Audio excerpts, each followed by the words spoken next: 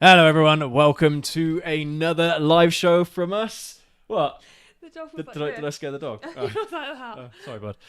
Hope you're all doing well today. We've got a very, very interesting and kind of scary show lined up for you today, where we're going to kind of discuss the recent clips that I'm sure a lot of you have seen already of a ride on a racetrack, almost, kind of on the stairway to heaven, so to speak. Racetrack to heaven. On a racetrack. So yeah, we're gonna watch that and we're gonna have a little reaction to that. But we're also going to talk about what was the article that you mentioned that you found earlier? It was about how considerate riders are, or Motorcyclists are the most considerate road users, or something to that effect. But of course they are. Of course. So yeah, those are topics we're going to discuss today. Are you ready, wifey? I'm ready. All right, let's roll the intro. Press the wrong thing again.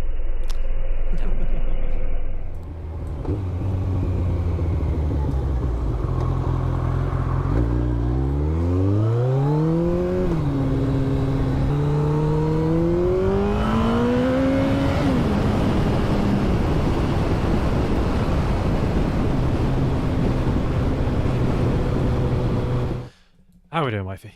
Good, thanks. We doing all right? Yeah. Yeah. Uh-huh. This week's been a bit more chill, isn't it, than last week? Yeah. I think things are kind of getting back to normal. Normal for us, anyway. We think we've sorted out the whole kind of glitchy video feed as well from last week, so hopefully we won't get that. But as I was rewatching it, though, the thing I was quite pleased about is that the audio came through absolutely fine, though. So at least, you guys actually got to hear what we were saying without interruption. But yeah, we were just a bit. But some of the frames were really funny because we were pulling some funny faces. I bet they weren't flattering. No, they weren't, but they were hilarious. So so hopefully it will happen again this week. But what have we been up to? I'm starting to rewatch the Spartacus TV show. Yeah. Absolutely love that series. It is one of the best series I've ever seen in my life. I love it, and I'm going to say it. It's better than Game of Thrones. I don't care what anyone says. For a low, and also because it's low budget, it's insanely good. To be fair, yeah, I mean, when you put that into perspective of how much money Game of Thrones would have had compared to Spartacus, I think HBO budgets are much higher than Starz budgets for their shows. Unrealistically high, aren't they? But it's like Black Sails as well. That's a Starz TV show as well, and that's really, really friggin' good. Who did? And you can tell they spent a lot of money on that. Who did Vikings? That's a good question. I think the first season of the Vikings was done by the History Channel. That would have been low budget, wouldn't it? Lower budget. Yeah, definitely. Yeah, but it got taken over. But I don't know who took it over afterwards. But I think it still continued to be aired on History. It's like The Last Kingdom. That's a series that we really enjoy as well. The Last Kingdom is absolutely amazing. That the first season was a BBC production, and then it got bought out by Netflix, didn't it? All the seasons after that have been Netflix productions. So, but yeah, really, really good. Really, really good. I'm currently on the prequel season of Spartacus, the Gods of the Arena one. I like that one. I like all of them, to be fair. Yeah, where you get introduced to Gannicus. He's such a cool character. He is. Such a cool dude. Yeah, got a new phone as well. What was that? My foot. I've got wet feet. Sorry. Wifey's Ugg boots. Yeah. Make it sound like a basketball court in here. Yeah. Yeah, I got a new flashy phone, so that's always nice. This is the Z Fold 4, the Z Fold 4, Z Fold. We're not it's like yours. It's like yours. Yours is Z Flip. We're not doing the accents this week. Yeah, so it's pretty neat little thing. I've only had it for a couple of days, but yeah, pretty neat. I think pretty good going. Yeah, it's good. What have you been up to, wifey? Nothing. Nothing. Nope. Oh yeah, I sorted out my car today as well. One of the passenger door handle on the inside, I wouldn't open the door properly. So awkward. Every time I wanted to get out, you had to come and let me out, didn't you? Yeah, such a princess. I couldn't open my own door. Yeah, because sometimes it would open, but then other days it wouldn't. And it turns out that the wire that actually, so when you pull on the handle, a wire goes to the locking mechanism and it unlocks. Well, it's supposed to be on these guides and tensioners, And I found once I took the door card off, I found that it wasn't on one of the tensioners properly. So I've done that today. So hopefully that's sorted as well. But yeah. But no, I haven't done very much. Watched some anime, and that's it. Well, Really. you've been having fun in your car, haven't you? Your Yeah. new Fiesta ST. Yeah. Yeah, pretty neat little nippy machine. Yeah, Opened up the boot thinking, I was like, oh, it's a spare tyre. Got home, showed you, like, no, that's a subwoofer. Yeah. Yeah, it's a Bang Olufsen subwoofer in the boot. Massive. It's just stock as well. It's huge. It is crazy. But yeah, the sound the sound system in that car is sick. I'm so jealous. You know I'm jealous. You know I'm jealous. Yeah. No, I know. But yeah, No, really awesome sound system. I haven't really been up to much, if I'm honest. Yeah. Like I said, just watching some anime and that's it. Yeah, it's been a grind recently for me. So I mean, yeah. Hopefully we'll start getting some days to chill a little bit, or well, at least kind of get back into our normal routines of doing things. Because I feel like as well, especially with the weather recently, routine's just been thrown totally out of whack. Yeah, because we've very much been subject to let's dodge the rain clouds. Yeah. Let's do what we can do inside or whatever. It's been, but I've not just been busy. I've been abnormally busy. Yeah. But I don't feel like I've done anything. Yeah. Whereas when we get in our going routine, nowhere fast. when we get in our routine, like our normal routine, I feel like at least I'm productive with the things I'm doing. Yeah, definitely. So it's been tough. But no, I don't think. No.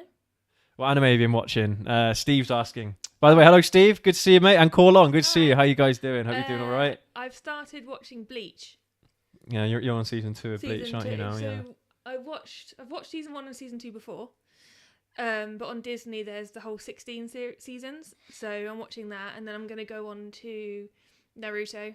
And because I've seen, thank you. Hello. I've seen all of Naruto, but I haven't seen Naruto Shippuden. So I will watch all that from the start. And then I'm trying to find Sailor Moon to watch as well. So yeah, bit of everything. Good. I absolutely love anime. See, for me, my anime extends to Dragon Ball. Pretty much. It for you, isn't it? Pretty really? much. I mean, Attack on Titan is really good. I did enjoy it. Well, but on Netflix, I think they only had like 1 or 2 seasons of Attack on Titan, and I mean, we're thinking about getting a Crunchyroll subscription, aren't we, to catch up on all of our anime.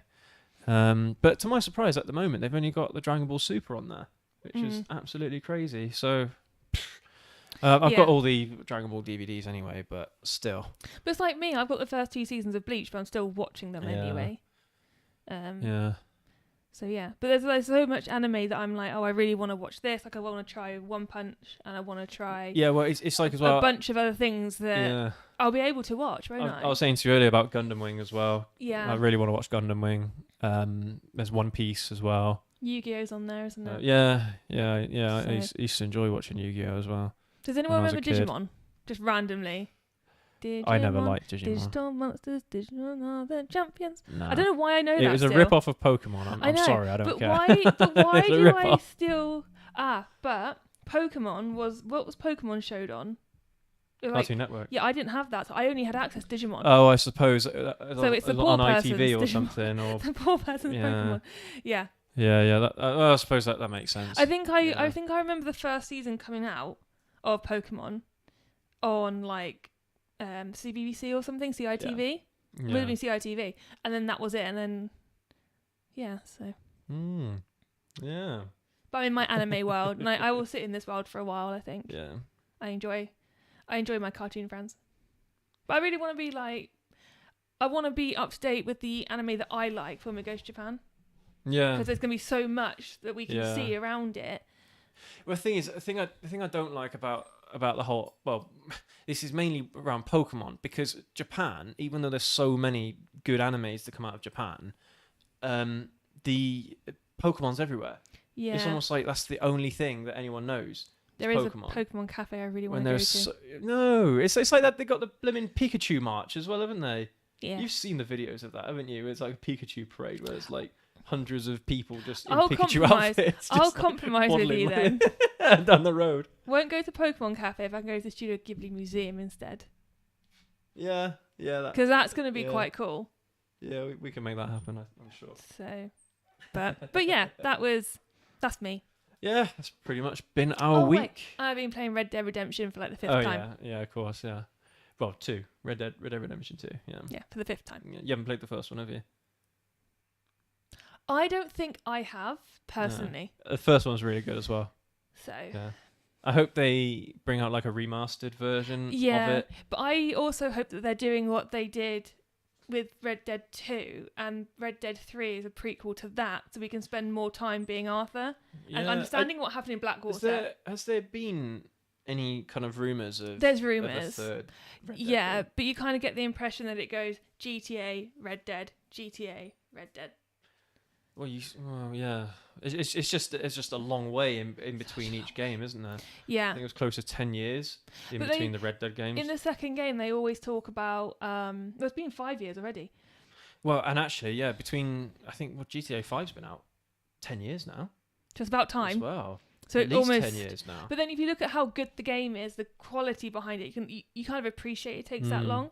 Yeah. But obviously in Red Dead 2, they talk about what happened in Blackwater and these people that died. And it'd be great to actually be able to play up until through that point. Yeah. And then you can, Yeah. Yeah, I'm really curious to see where they take the whole Red Dead storyline. I hope they do continue it. That's all yeah. I'm going to say on the matter. Yeah, definitely. I'll be angry and disappointed otherwise.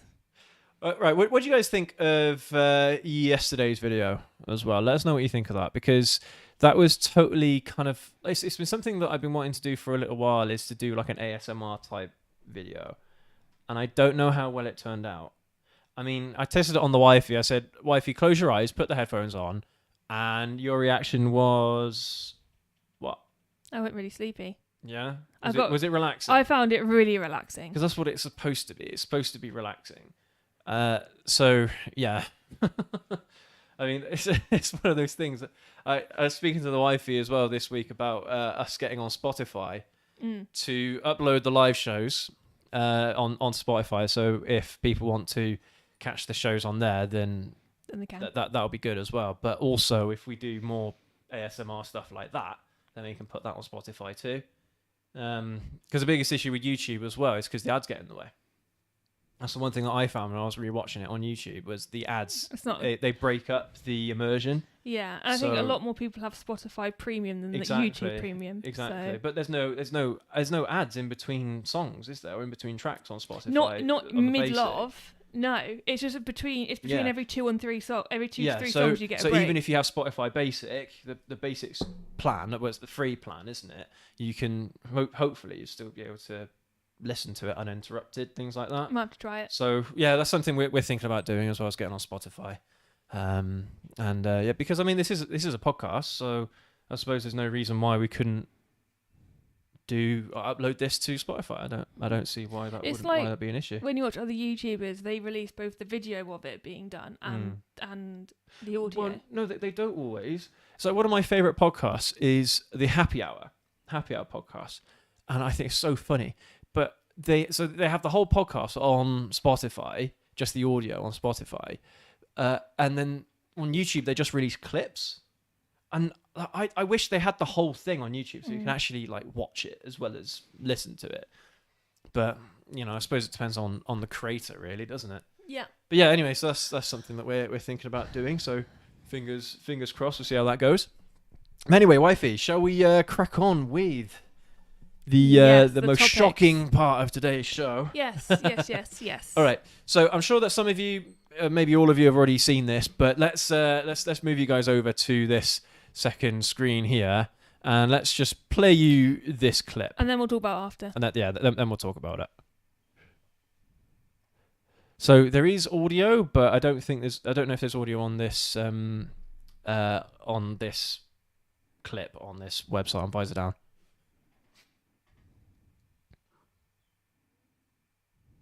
Oh my god. And just keep watching. Oh, dearie me.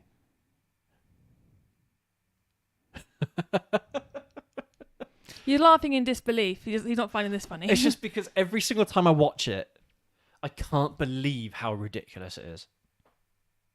Seriously can't believe it. So So you found out, didn't you, wifey, that it wasn't just this rider that was involved. There was another rider behind him as well. This rider went to the left, and the other rider went towards the right. Yeah, and the ambulance, and he clipped the ambulance with his bike, and the bike actually caught fire. So the biker who we've seen is bruised. He's uncomfortable. He's bruised, but he's fine. The other biker, I want to say he broke his leg or something. No, he's really uncomfortable, but he's fine as well. He didn't break his leg. I think something else. But also inside the ambulance, there was also another rider. So. Yeah, I mean, but to be fair, this video on Instagram has been making waves everywhere.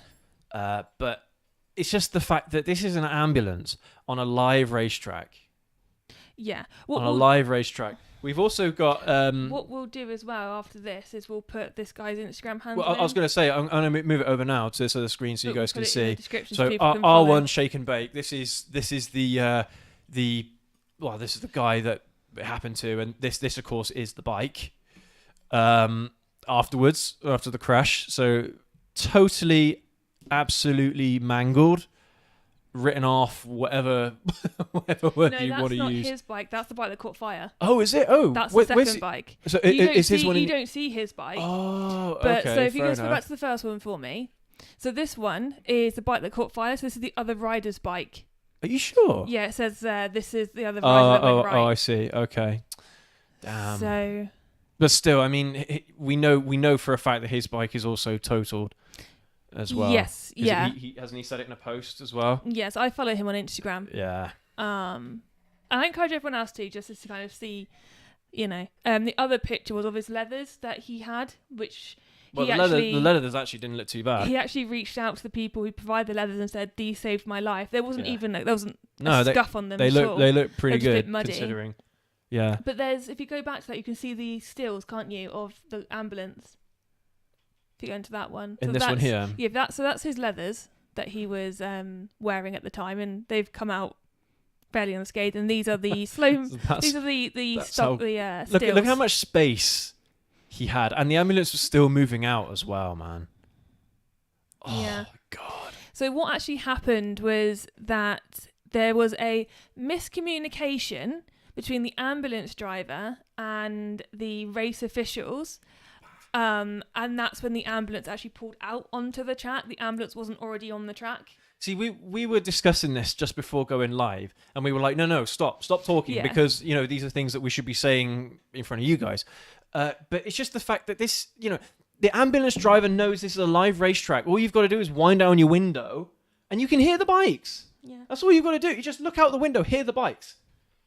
So I wouldn't trust anyone to tell me to go onto a live racetrack, and anyway as well. Like, they should have had a safety car come out, or they should have had some flags up to tell all the riders to get off the track whilst this ambulance was moving around, because I'm pretty sure that's standard procedure on any racetrack in the world, is before you let anyone else that's not on the track kind of move around the track, maintenance, what have you, that you take everyone off the track that's actually racing to begin with. Yeah. That's the very first thing you do. It's so basic. So apparently, who is it that's made a statement? Wearer has made a statement about it as well, which is kind of, bollocks, really, if you ask me. It's so stupid. Yeah, they say, here you go. They say due to a miscommunication between the ambulance driver and race officials. Are you kidding me? I hope that whoever runs the racetrack or the ambulance service, whoever it is, repays this guy back the value of the bike. So this article came out originally on the 20th of this month. Yeah. And it's... Oh, okay. So 3 days ago. Literally. Wow. And it's got so much traction because... Oh, well, it says here, March 19th. So, so that's when it happened. That's when it actually happened. Yeah. To everyone in the motorcycle community is absolutely just shocked by all of this. It's just pure incompetence from everyone involved. I mean, did you guys see the speed that he was doing? It was 130 miles an hour? Yeah. Let's have a look. Close to. I think... Well, here we go. 126. 126 miles an hour. But he would have been like slowing down at that point. So he was going faster than that before then. Well, the article says he was at 130, but Yeah. even faster than that, I would have thought. Easily 130. Easily, So- man. It is just, oh God, it's so ridiculous. Whee, here we are. Yeah, so It ridiculous. says here, out of shot of the onboard Yamaha R1, which we've just seen, It's a yummy the bike on the right side hit the ambulance, caught fire, but its rider was able to get off the bike before the impact Before the impact? Okay, so he jumped off the bike then. and let the bike and just go. let the bike go. I think it's a fight or flight situation at that point, isn't it? You're just Well, like, I was just actually, go. that's one thing I was going to mention earlier. It's fair play to the rider that went on the left-hand side of the ambulance. How much he was able to keep the bike upright on the grass and gravel until it just ended up, because fair play. I thought he was going to save it until right at the very end.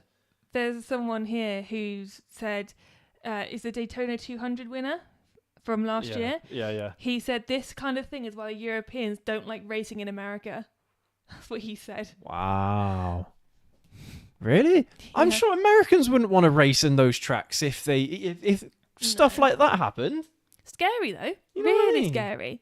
Because you do literally. Because I was literally just scrolling through. When you go on like Google on your phone and you get all these Yeah. articles. I often just sit and see what's going on there. Yeah, so do I. And I just saw it and I thought, oh, I bet it's not as bad. I bet it's just like clickbait. So I clicked it and I was like, oh my God. Came running Yeah. into you. I was like, you've got to see this video. It's just the fact that this rider did everything right up until the last second, where he just simply could not control the bike. Yeah. It is so sad. It's so sad. And And his bike's completely gone. So, that's an R1, you Yeah. know? Like, that's an expensive bike. And this is a novice race as well. Did you say it was a 2019 R1 or a 2020 R1? I don't know. I can have a look. I think it's a fairly new bike as well. I mean- Oh God, it's gut wrenching, absolutely gut wrenching. And I mean, yeah, okay, this guy's posted on Instagram and everything like that, so he's kind of like a minor 2021 celebrity at this point. 2021 R1 fresh track build. Here's I don't know if you showed the guys, but the caption, I guess, he used was almost lost my life today. Never ever thought this could happen. 2021 R1 fresh track build is totaled. Nope. So they Nope. were racing, the two people that we've discussed were racing the novice class of the Open Superstock Expert and Novice Weira National Challenge race in Georgia. But both riders are okay, which is the main thing. No, it isn't. The bikes aren't okay. That's the main thing. The bikes aren't okay. No, that's true. I'm sorry. I have my priorities. You know what I mean? Every rider's the same, isn't it? They don't care about their own well-being. They care about the bike more than themselves. But yeah, Happens how- all the time. how scary is that? It's so stupid. But yeah, I mean, this guy is R1_shake_ Shake and bake. in _ bake. Yeah. So yeah, go- R1 shake and bake. Shake and bake, baby. Shake and bake. Yeah, go give him a follow. He's got 522 followers, so Not a lot of followers Let's go. for a story that's kind of Yeah. making the, let's going go round at the moment. give him some love and show him Yeah. the community's behind him. Yeah. I feel sorry for this guy. I really do. Because it really annoys me when things like this happen. They say it's an accident. Oh It's- yeah. Someone did something to cause the accident. Here's right? here's the rug. Let's sweep it under there. Exactly. I'm sorry, but an ambulance driver who clearly has been to these events before Yeah, must know what the crack is, you'd think. you know? And whoever the race officials are either, man. We'll have to ask our paramedic Dickheads. friend if he was on a racetrack, and he heard Hmm. the communication to go, what would he do? I'd be really interested. Really interested. Well, the thing is as well, I mean, in the clip, you see that the ambulance is moving so slowly across the track.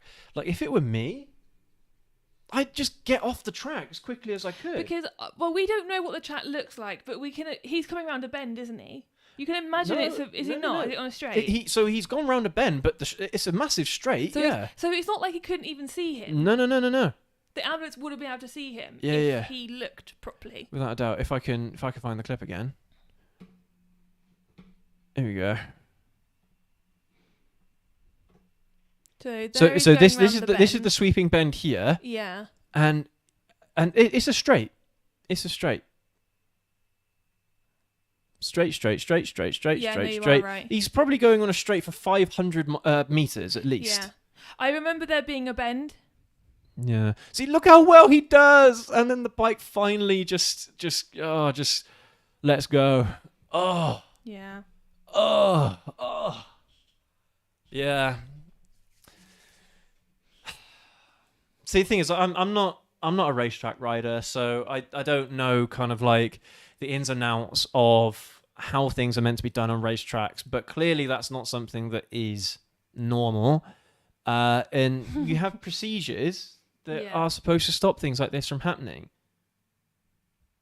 It makes me feel a little bit sick watching it. But it's Because just it can be just a flag. All you need is a flag, But and that just could've- say that there's something on the track. So all the riders know to slow down and just to be aware that there's something on the track. That could have gone one of two ways though, and we're fortunate it went the way it did. For both of the riders. Yeah. But yeah, man. And as well, I think it's just really bad timing. But I say really bad timing, for God's sake, it was a straight. The ambulance driver could have seen the rider. And the bike would have been accelerating. So he he could have would seen the rider. It's 500 meters away, half a kilometer away, half a mile away. That ambulance Yeah. driver would have been able to see him easily. Yeah. Easily. Ugh. Pure incompetence from everyone involved there, apart from the riders, man. The riders The did race- all they could. The ambulance, the race officials, all of that. Dickheads. How can they put people's lives at risk like that? You know? Yeah. So stupid. Anyway, let's move on to something a little bit more We're going to go positive from today. one end to the other end of the scale. All right, so here we go. Are you going to introduce it? No, you carry on, wifey. Thank you. So there's been a survey that was sent out to 28 countries, and I've got all the statistics a bit further down, about just like people who commute and do they ride and do they drive and all that sort of stuff. And apparently the motorcyclists are the most thoughtful commuters. So 1,941 riders answered this survey. So a lot of people came forward and said, let's give you our information. So it does the normal stuff where it talks about riders will generally ride if the conditions are right. If there's no secure parking, the weather's too bad, they won't ride then. But the most common reason they've said is for taking a motorcycle to work, because it's the most pleasant way to travel. You know, you want to get And parking's in. easier. Well, yeah. And also, that was the most popular answer. I've lost my arm to the dog. The next answer was being that it's enabled the rider to circumnavigate congestion and traffic. Mm-hmm. So, That's quite funny, actually. I literally did a video about that recently. You did. Literally about the kind of like the benefits of riding your bike to work every day. Yeah. Because I mean, things like filtering, finding a place to park, and being enjoyable, they're really obvious things, but they're really meaningful, especially to someone like me, because I get really stressed out when it is time to go home from work and I get stuck in traffic. That's my time. That's my home time that this is eaten into. And that really stresses me out. It doesn't actually matter if it is work that I'm coming home from, or even if it is just a trip that I'm doing. If I'm expecting to be home by a certain time, if I'm not making it by that time, I get really stressed out. Yeah. You know that. You know how stressed out I get about it, because I'm like, no. This is eating into my time. This is my free time. Exactly. And so if you riding a bike, you get to avert most of the trouble that you may have in a car with regard to traffic and things like that. So it's just a no-brainer for me. On the flip side to why people take motorcycles to work, there's two reasons why people don't. One of them is that there's no safe storage for the bike and the kit and the clothing. Yeah, I suppose. Well, but for me, and how inconvenient it is. For me, that just a counterpoint to that. When it comes to the kit, my boots, I would actually wear my boots around the office. Because you have those little boots, don't you? You don't have the big chunky boots. Well, I used You to wear have those them. as well. No, you are right. Around You I have just them. wore them around the office. I didn't bring a spare pair of shoes with me. I just You'd wore be those squeaking- motorcycle boots around with me. Squeaking all over the place. Yeah. Um, And the jackets and things like that, they're not a big deal. You just take them to work with you. But it says here that it's a fairly quick fix, because if you just assigned maybe 3 car parking spaces to motorcycles, you've got 6 bikes that can At sit least there. 6 bikes. And then just put in some lockers. Because you could at least fit 3 bikes into one parking spot, into one average sized parking spot. Well, we always put ours in one, so don't we? you could fit 9 bikes potentially Yeah. into 3 parking spaces. Because we put the ZZR and my 125 in one space. I mean, and there's probably space for another one as well. And your bike isn't a small bike. In our tiny garage, which is just a shed, we can fit 3 bikes in there comfortably. Yeah, exactly. Comfortably fit 3 bikes and that's in there. what a car parking space and a half. Literally. Not even that. So Not even that. It's got. It might have. No, I was gonna say it might have the width of a parking spot, but certainly not the length. The length, but it's even shorter in length because we have to park the bikes kind of sideways like that. Whereas normally you park the bikes this way. In a parking bay. Yeah. So so even in a parking spot, if you park the bikes this way instead of this way, you might actually be able to fit 4 bikes. Into one parking spot. What they're also saying here as well is that bikers arrive at their, it says place of work, but I'm going to say their destination. I'm going to open up a bit more. Yeah. Punctually and in a better mood than they would have been in the car. Yes. So they're also it's really funny. I haven't seen this article. The wifey found it and we thought it'd be a good piece to put into the show today. But all these things that they're saying are the same things that, one, I feel are on a daily basis, but 2, I've mentioned this on one of our videos already. I'll just run through a few more little stats, and I'll actually go through. Sorry, dog hairs everywhere. I'll actually go through the key takeaways as well from there. Yep. So as well as it being cheaper to run than a car, apparently it's 3 times cheaper to run a motorbike than it is to run a car. It's better for the environment. So it's asking the question: why are governments and employers not doing more to promote the world of motorcycles when it helps your mental health, when it's better for the environment, when it's cheaper to run? Why? And we're nice to people. Been saying this for years. We're just nice people. Been saying this for years. It says as well, it will reduce congestion, it will help the environment, it will save the public money. So it will save taxpayers money as well. Yeah. So just things like road repairs and what have you. Just to run through a few of the stats, if you want to go to the bottom of the article, they're in there as well. Let's have a look. So I've mentioned that over 1,900 people responded to this survey over 28 countries. It's a really wide variety of people from different backgrounds, different environments. 89% of those were men and 10% were female, with 0.21% coming under other. The average age of respondent was 50. Wow. Okay. Seriously? Yeah. Are you kidding? Nope. The average age of the person who responded to this was 50 years old. People that commuted on average travelled almost 28 kilometres from home to work. Mm-hmm. Again, you'd rather do that on a bike than in a car, surely. Yeah. 52 respondents do not commute because they work from home, and 17 were retired. So they probably just ride for pleasure outside of their working life, don't they? It's crazy though, because any other demographic that you look at, the average age would be closer to 30. Yeah.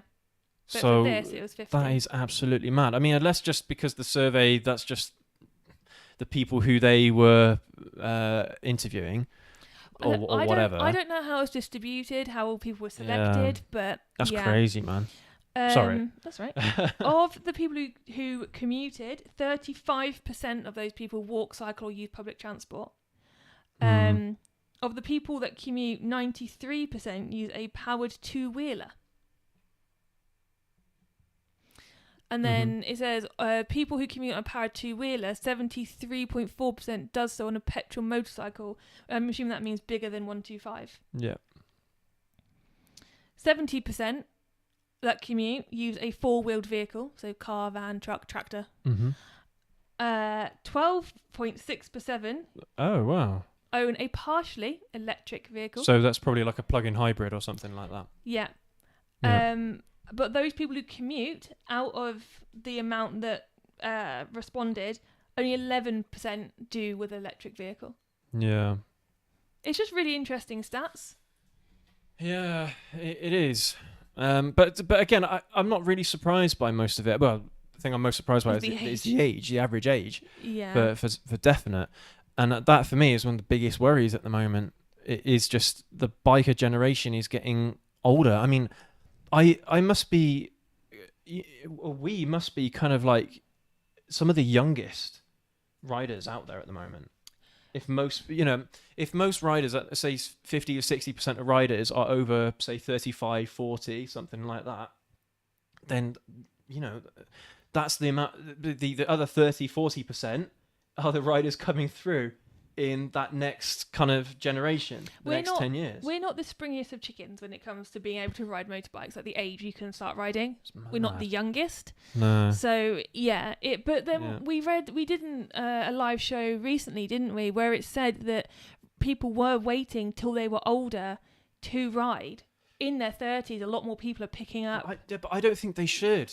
I mean, I think we've spoken about this before recently on another live show, but it's just once you get to that 30, you lose focus. You life gets in the way. You don't have the time or the money or the persuasion to go ahead and pursue something like this unless you are getting kind of towards that middle-aged 50 years old where you're looking towards retirement and you're going through like a midlife crisis bucket or something like thing. that. Yeah, bucket list thing, and okay, fair play to anyone that would do that, but you've lost out on so many years that you could have been riding, So I actually think that the younger you do it, the better it is, even though it's harder because you're less experienced, you have little to no money for your training, for your test, to actually buy a decent bike. Insurance is ridiculous.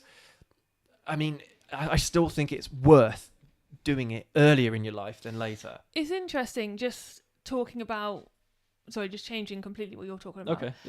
But the whole thing about, work and how you can get 3, 4, 6 bikes or whatever in 3 parking spaces. When I went to the Guernsey office in Guernsey, there was, I was talking to you about the R1 that had the L plate on. Mm-hmm. That was where all the bikers from the area parked. And it was from all the bikers on the island. All the might as well have been. No, it's such a small island. But there's about 6 offices in that little vicinity, and that's where all the bikers. And it was just, if you think of a multi-story car park, it was one wall just full of bikes, and it was amazing just to go and have a look. And I think it builds a community as well. So employers, like when I worked at the place 2 places ago, there were so many bikers there, and they'd all bring their bikes in, and it created a community, and they do like Christmas ride to raise money and stuff. So it's almost a benefit for the employers because their employees will get on better as well. And the mental health benefit behind riding a bike. And the thing is, right, all the things you're saying, right, there are so many issues with modern living, first world problems, congestion, traffic, getting to and from work, having relationships with other staff members, with your colleagues and things like that. All of these issues can be solved with a motorcycle. Yeah. There's so many things, so many first world problems that can be solved with motorcycles. I don't understand why we think it's such a backwards thinking idea. It's like you go to India, you go to Thailand, you go to, I don't know, a lot of countries that are supposedly poorer nations. Everyone's riding motorcycles, and it makes so much sense. Yeah. Even in a fully developed economy, it makes so much sense to just encourage, to what's the word that I'm looking for? Incentivize, but kind of like in monetary ways. Make it cheaper to do your test or give yourself discounts on insurance, something to incentivize riders to do it more. Do you know what But there's so much negativity around it, and it's so infuriating to me because of the dangers and whatever. The benefits outweigh all of that massively. Do you know what as well? One thing, and I'm sure you guys can relate to this, you definitely can, and I can. Parking a car at work is sometimes such a struggle because if you've got a tiny car park or there's more people. And I remember when if I don't say this I'll forget, I went back to the office after COVID. You had to park your car, but people weren't booking the car parking. You turn up thinking, right, I've got this space, and suddenly there's 8 more cars that should have been there. Whereas if you have dedicated, obviously there's a little place I could have put a bike, But if you have, just say like 5, let's say 5 places just for bikes, that's like how many bikes? 15 bikes in that one area. At least. That's sorted. Yeah. I just well, think... I mean, what the thing you're saying is perfectly valid and true, but it's even worse around cities. Yeah, absolutely. So I used to work in Cheltenham, and Cheltenham, if any of you know Cheltenham, trying to find anywhere to park in Cheltenham that is free, that is relatively close to the town centre, is impossible, and it's becoming more and more impossible every single year. And having a motorcycle, it wasn't a big deal because they have designated motorcycle parking, and it's free more often than not. You know, there aren't many people using the parking at the time. But I remember every single time whenever I drove my car into work of a morning, it was always kind of like one of the scariest parts of my day, because I had no... Like most stressful part. One of the most stressful, because I didn't know if I was going to be able to find a parking space and I'd make it to work on time. So I would deliberately leave home 10-15 minutes earlier than I should be, just to make sure that I can get myself a parking spot. But there were those days where I'd be driving around Cheltenham for at least 10-15 minutes trying to find a parking space, and it's a friggin' nightmare. Yeah, absolute nightmare. No such issue with a motorcycle. No such issue at all. No. And that's why I just prefer using it for commuting, because it just makes so much sense and there's no stress. It's like when we went to the Kawasaki demo day, which obviously ended up with us buying a ZH2. Yeah. But that's another story. There was dedicated motorcycle parking, wasn't there? We just went and put both our bikes in one thing, and it was free. Motorcycle parking is free usually. Yeah. Well, so it's quite funny actually. It makes you happy and not spend money on parking. This is one of those things actually that really frustrated me again about Cheltenham, is that more often than not you can pretty much park a motorcycle anywhere in a city centre. Councils don't care, but in Cheltenham they really, really care about where you park your motorcycle. You have to park it in the designated areas, which, to be fair, are totally free. However, I didn't know this. This was when I was 17. I didn't know this at the time. And so I parked my 125cc bike back in the day up against some bicycle racks because, well, it's a great place to park your bike. You can chain it up. Bob's your uncle, you know, it's all good. Only for me to find half an hour later that I got a parking ticket. I'm like, are you freaking kidding me? And they said it was because I was parked on double yellows. And where the kind of where the bike racks were, I can't remember exactly what the name of the road is, but there are double yellows around the road. Right. But I wasn't parked on the road. The bike racks were about 10 meters away from the road. How can you say that that is part of the road? It's absolutely ridiculous. I was a student at the time as well, so trying to find, I don't know how much it was, 25, 35 quid, whatever, to pay this parking charge. And I was so mad. I was so mad. But their excuse really was like, well, we have parking specific for motorcycles. And even in most towns and cities where they insist on you parking your bikes in specific areas, they're also in like pay and display car parks. Pay and display car parks even don't charge for motorcycles. So in a lot of cases, in Worcester's a good example. There's a pretty small car park. Well, it's around in like where the river is. There's a pretty small car park there, but and it's pay and display. But they have a designated area for motorcycles, totally free, and that's the same across all the areas of the town.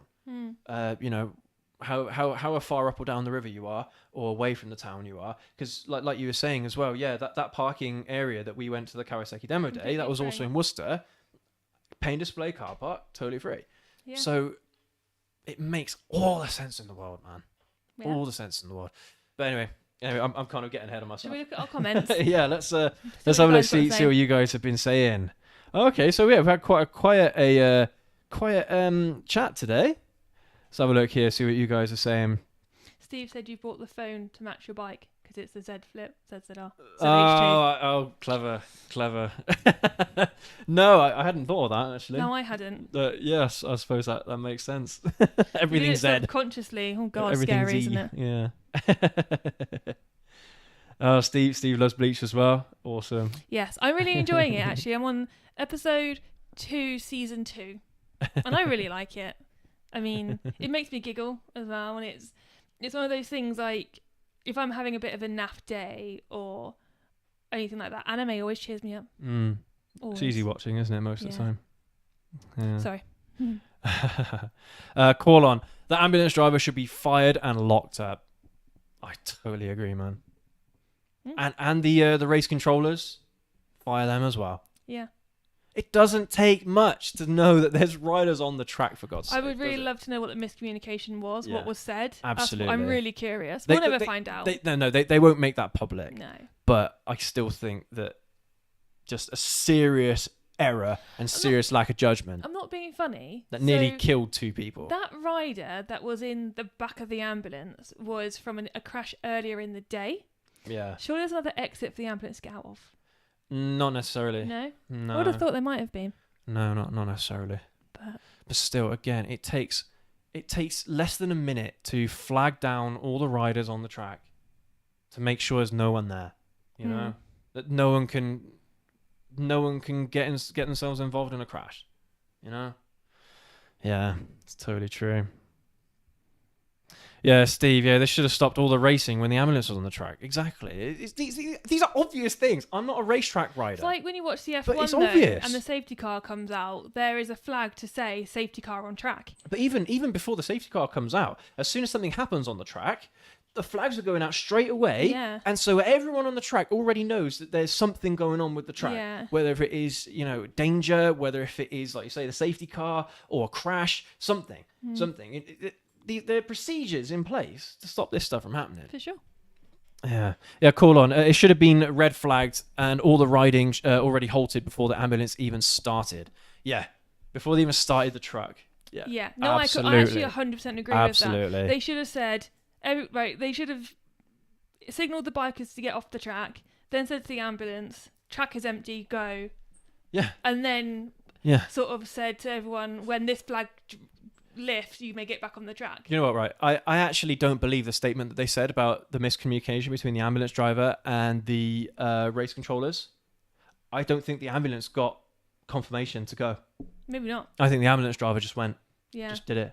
Either that or the racetrack officials just said go. I can't imagine racetrack kind of officials, whoever's involved in the management of the race or the track itself, they are not that incompetent. No. Surely, because there's more than one person doing it as well. Yeah. You've got the people holding the flags. You've got the people actually on the controller, on the tower or what have you, wherever they might be. They'll know exactly what's going on the track at all times. So I actually think this is the ambulance rider, the ambulance driver. Excuse me. Yeah.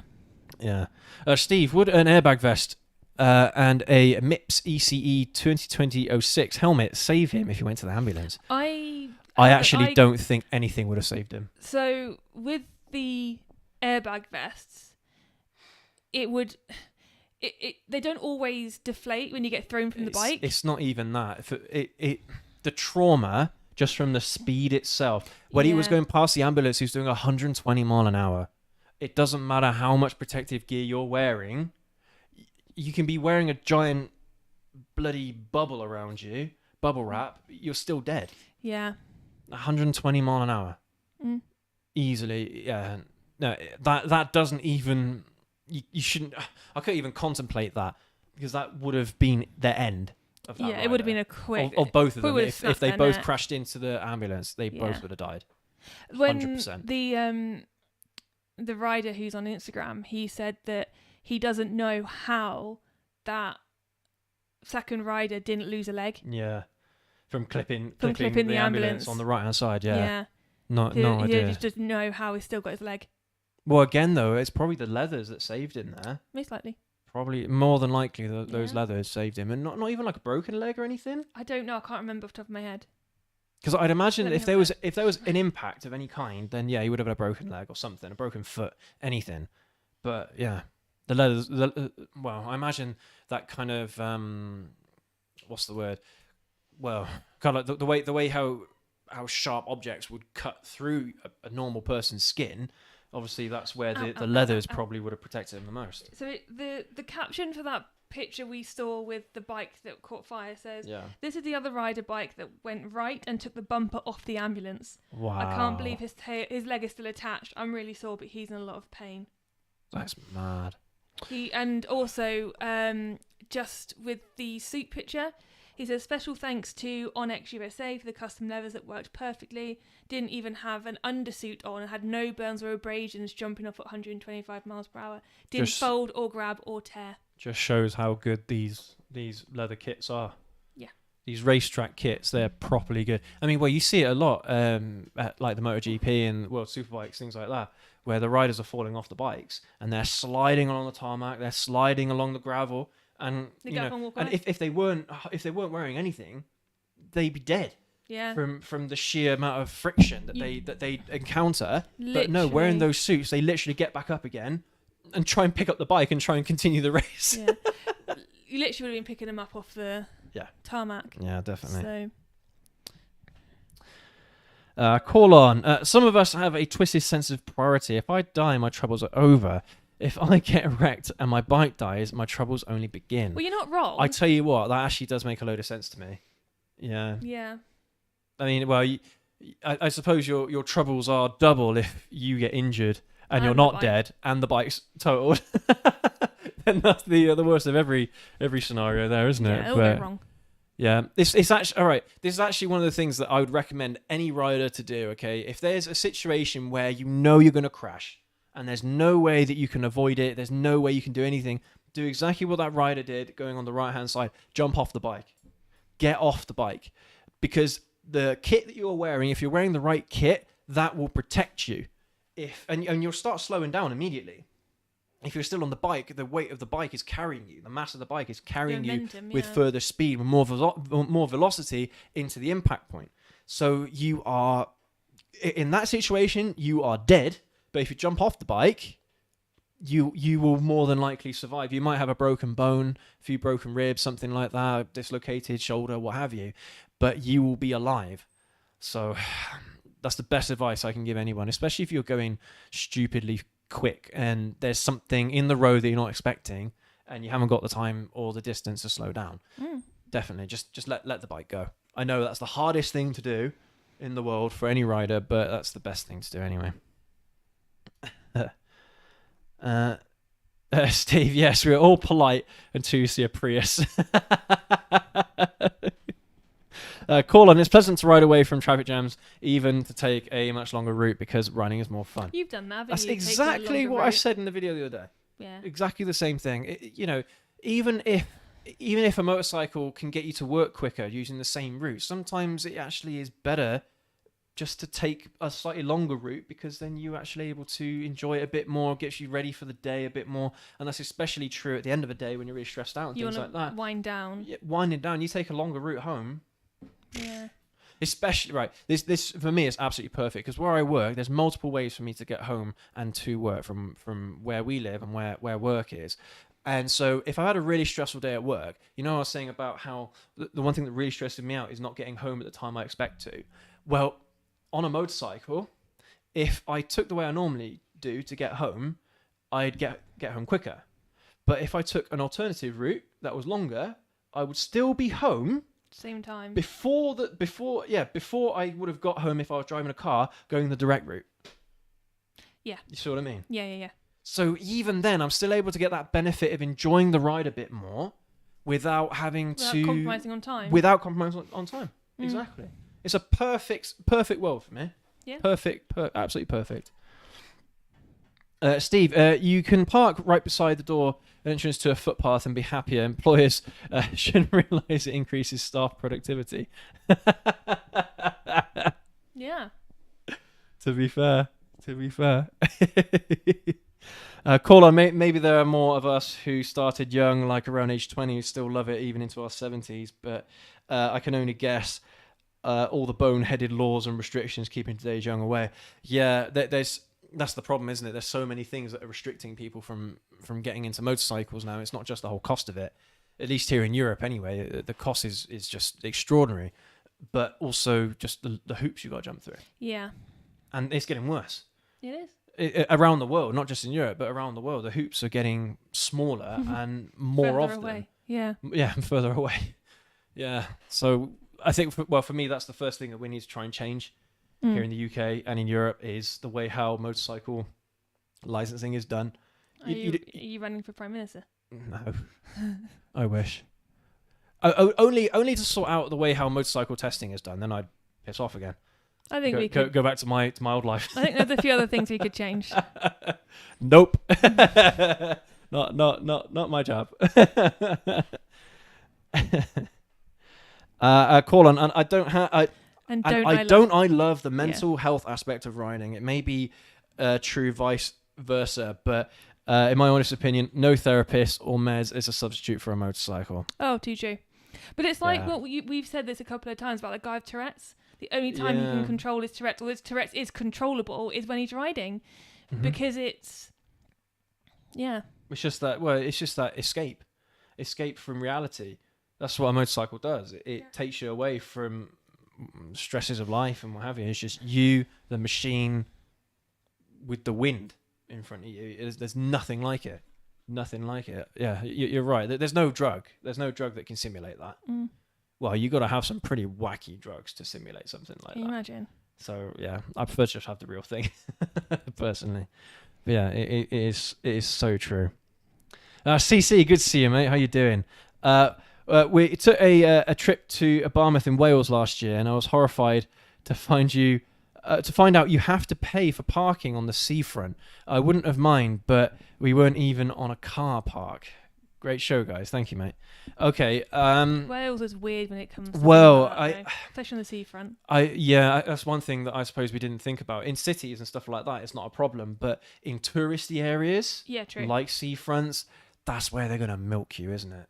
Regardless of what you're doing, how you're getting there. It's like right. So I understand why this is the case, but we went to Barry Island. Oh, we did. This was a while ago. Yeah. And we took the little dog with us that you can't see at the moment. He's just on the wifey's lap here. There he is. There he is. We took the dog with us. And when was this? Was this April, May? Something it was a really, really nice day. Beautiful it was just weather. At the start of spring, wasn't it, basically? Yeah. We weren't far into the spring. And so we parked up. We got the dog out. We were intending to go straight down to the seafront, or the beach. And we had just a random person say, "Don't take the dog around here. You'll get a fine." You can't take your dog. You can't let your dog off the lead. That was it. No, there was no dog allowed on the beach. Oh, right. No dogs allowed on the beach or close to the beach whatsoever. Best to put him back in the car. You'll be slapped with a fine straight away. So we'd driven ages to get there as well. So yeah, it was about 2.5 hours. Yeah. And we had to get back in the car and try and take him somewhere else, which wasn't the same. And but right. So we had a look at it afterwards, and it turns out that it's only restricted at certain times of year. And I'm thinking to myself, these are dogs, man. Like I understand why they would want to restrict dogs being on sandy beaches, things like that. But come on, I think it would have been more reasonable, like you say, if the dog is kept on a leash or on a lead. That's fine. We could have dealt with that. I wouldn't have bothered us keeping him on the lead. That would have been absolutely fine with us. But no, it was a flat rule: no dogs on the beach whatsoever. So I remember you went during. I think it's like, is it June to August or something like that? It's April to October. Oh yeah, that was it. Yeah. Because I remember you went down to let him off the lead, and they said you can't do that. And I was like, "What do you mean?" No, and they said, no, I didn't. I'm sure you did. No, I didn't. I didn't. I swear. I wasn't planning to take him off the lead at all until at least we got down to the beach. Whereas when you go down to like Brighton and stuff, dogs can be off the beach all the time. Yeah, but it's a stone beach, isn't it? It's not a sandy beach. It's not very touristy. The seafront isn't very touristy. Well, I'm saying about the beach itself. The areas surrounding the beach are touristy, but you don't see anyone playing with sand because there's no sand there. No, but it's constantly full though. The beach. In the summer, it's packed. Yeah, I don't know. But yeah, it's just things like that, man. But touristy areas just wind you up. In Worthing, there's a big bit of sandy beach. Yeah. You take your dog down there all year round. Really? Yeah. Oh, isn't it the same? Oh, bloody hell. Shoreham. Yeah. There's a Shoreham beach, isn't there? Yeah. And there's no restrictions there either. Nope. Well, there you go then. It must be just a Barry Island thing. But we'll have to go to Brighton. But yeah, I suppose that's the one thing to keep keep in mind is if you are going to ride your bike to a touristy area, they will probably slap you with stupid charges that you think, hang on a sec, if I go to a town just a mile back inland, it'll be fine. I'll be absolutely fine. I don't know. Yeah, crazy. Didn't even get my fish and chips. I was really gutted. Yeah, because we couldn't. Yeah, well, it's a totally waste. I think we it was a weekend, wasn't it? We didn't book any time off, but so it's a total waste of time. The thing is, one of my favourite TV shows is Gavin and Stacey. Yeah. So I went there to get some fish and chips, to sit on the beach. Couldn't do any of it. Haven't been back. Awful. For the poor little thing. He's the size of a blooming postage stamp, for God's sake. Honestly, man. It's not like councils need to get their finger out their asses. It's not like a giant, massive Great Dane. Yeah, I know. Steve would like to see them finding you for riding an electric unicycle. Yeah, true. I never have been. I used to take my electric unicycle a lot more a few years ago, kind of everywhere, and even around police and stuff. Never said a word.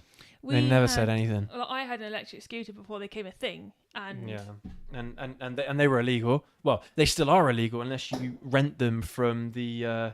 You always do that. It's just this little. Oh, is it? Well, I don't know you always go like, oh, what's that? What's that? It's just a little like fastener. I just. She always pulls funny faces at things that sound like overreact, and I don't think You do overreact. Your face is a picture. Don't look at my face then. I'll sort it out, won't it? But anyway, yeah, because if you buy your own electric scooter, technically it's illegal. Yeah. You're only allowed to hire the ones that the council offer. Ridiculous. Again, absolutely stupid. But no, I've never ever been fined or pulled over or kind of had a telling off from the police before for riding my electric unicycle. I've seen someone recently riding one around here as well. You don't see them too often because they're actually really hard to ride. It takes a lot of skill. I can't do it. You have to, I did spend a lot of time practicing on it before I felt comfortable on it. I struggle with hoverboards where I've got a better centre of gravity, let alone when your feet are like this. I can't. Yeah. It's like Segways. Segways, you're not allowed to use those on the road either. Which is like, what? Why? Segways are like one of the safest things you can ride around on anywhere, pretty much. I've never used a Segway. And the issue with them is that they're quite big. So if you were on a pavement with one, you take up the whole pavement, wouldn't you? Pretty much take up the whole pavement, yeah. So I suppose that there are a few issues with those as well. I think I'd lean on it too far forward and just keep going. Yeah. That's to be fair, that's the one thing I would have really liked on my electric unicycle was actually just to have handlebars. Oh. No, just a pair of handlebars. You had the. Yeah, that didn't do anything. When I used to use it quite a lot, I was thinking of modifying it to actually have some handlebars that would come out like that, so I actually hold on to it properly. And also as well, it really helps if you'd come to a stop that you wouldn't have to just hold it up with your feet. So you put one foot down and hold it up with your foot. You could put your foot down, or both your feet down, and hold it up with the handlebars. Yeah. I was thinking of doing that. I might still do that. Give it a go. Might give that a go. One thing you used to do, I'll just finish off with this comment, is when this one was about 2 or 3, you take him to the park. Don't want him to hear the word. The P-A-R-K. Yeah. And you'd ride the unicycle, and then he'd just follow, and he'd just run around and chase, and he loved it, didn't he? Well, it's because he has so much energy. Well, he still does, but yeah, when he was younger and he still had bollocks, he was very, very, very, very energetic little dog. Yeah, so and that was the one way you could tire him out, because just taking him on a walk does not tire him out. Yeah, it does for a little bit, but yeah. I mean, now that he's a bit older, he's okay with just a normal kind of wander. Can't say the W word in front of the dog. He'll go mad. He'll be like, what? It's like we say, have you given him his snack? Yeah, can't say the T word either. No. Or the C word. Or the S word. Oh yeah. We're talking like these are swears. Yeah, I know. The C word is dairy. I'm sure you guys get it. Yeah, the S word is a Frankfurter. Yes. But the problem is, the more we say those words, like Frankfurter, meaning that, he'll clock on, and then we'll have to change the word again. Yeah. Absolutely. Oh, dogs are great, aren't yeah, they? that's not what we're here to talk about. So anyway, sorry. Yeah, Steve. They're expensive. There's a 3K unicycle that can go 60 mile an hour. Wowee. Yeah, the one that I've got isn't like that at all. I think I paid about 500 quid for it, and this was 2015, 2016, something like that. And it still works absolutely fine to this day. I'm quite surprised that the battery has done quite as good as it has. But it can. I think the top speed I think is 18 kilometers an hour. 18. So it's not that fast at all. But one that can go 60 miles an hour. To be fair, actually, I was working because when I work from home, the window that we've got goes out onto the main road, and I can see out onto the main road. There was someone on an electric scooter, and he must be doing 40 mile an hour on this, like yours, like your one, just an electric scooter, like a scooter with a battery and electric motor, blasting down that dual carriageway. Yeah. I was like, wow, fair play. In awe. I think, to be fair to him, I think he was wearing a helmet. Oh, good. So fair play. I think if you're on the road, you should be. Yeah, at least. But if cops did find you on that, they would have to say something. Yeah, probably sees it. Because if you're doing less than, I don't know, if you're doing 15 mile an hour, you know, you can run just as fast. You know, so or at least use a bicycle as fast, and cops don't care about that. So something like that would, definitely catch a cop's attention for sure.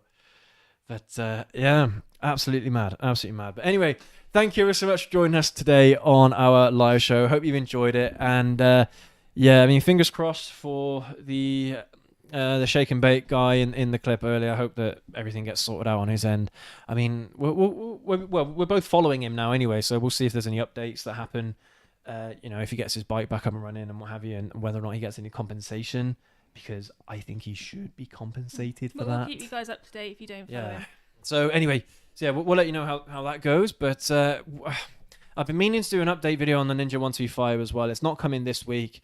I just haven't had the time to sort it out. But I have found what I think is the issue with it. I just need to reset the code. But I'm still in the process of doing that.